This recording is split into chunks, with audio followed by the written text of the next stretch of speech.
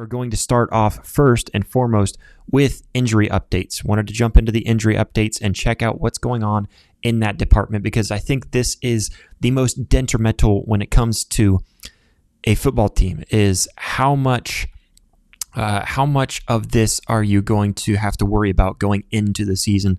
And of course, there's been a few injuries coming from last season into this season that we were a little bit worried about, maybe concerned as of how they're progressing.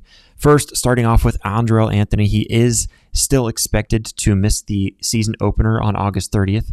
Not a big concern. It's just Temple, so we don't necessarily need all of our talent out there, and most of the backups are going to be playing in that game anyways. Right now, Oklahoma, I think, is projected as like a 42.5 point favorite, so no worries there. Hope that he can just sit back, get well rested. Right now, he's not really partaking in practice, but he is moving around a lot. Even Brent Venables talked about how much he is still running around, getting his feet underneath himself. And so we're seeing a lot of good progress from Andrel Anthony, the transfer from Michigan that showed a lot of promise early in the season, had that injury that really had him out the rest of the season. It was a really big bummer not to see him out on the field, because we knew what kind of difference maker he could have been in that wide receiver room. But moving on from Andrel Anthony, hopefully he has a speedy recovery. But we also have wide receiver Jalil Farooq still out. He was injured later on in the season last year, really late in the season.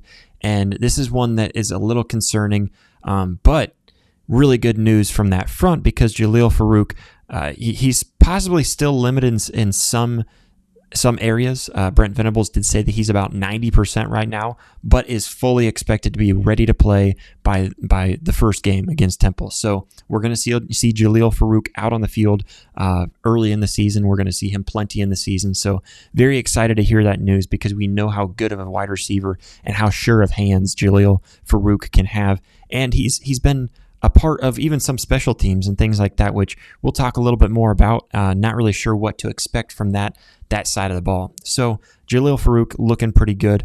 Another one was Dasan McCullough. This is a guy that when he came in, I was extremely happy. I was extremely excited to see what he could do. He came transferred in from Indiana, and there's really been no real reports on him other than BV saying that they're kind of holding him right now. I don't really know what that means. I don't know what's happened to him, why he would be showing up on an injury report. But as of right now, it seems like it's nothing too severe to worry about.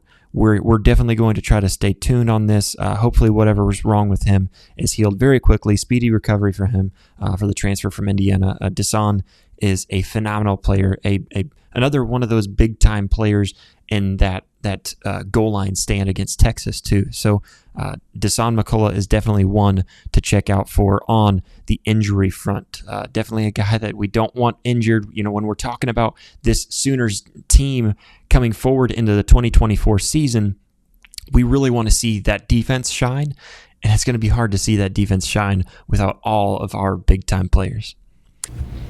Hey Sooner fans, did you enjoy this video? Well, if so, please help us out by hitting that subscribe button. If you want to see the rest of this video, you can click over here. Otherwise, we also have more videos right over here. Thank you so much for all of your support. Hope to see you next time. Boomer.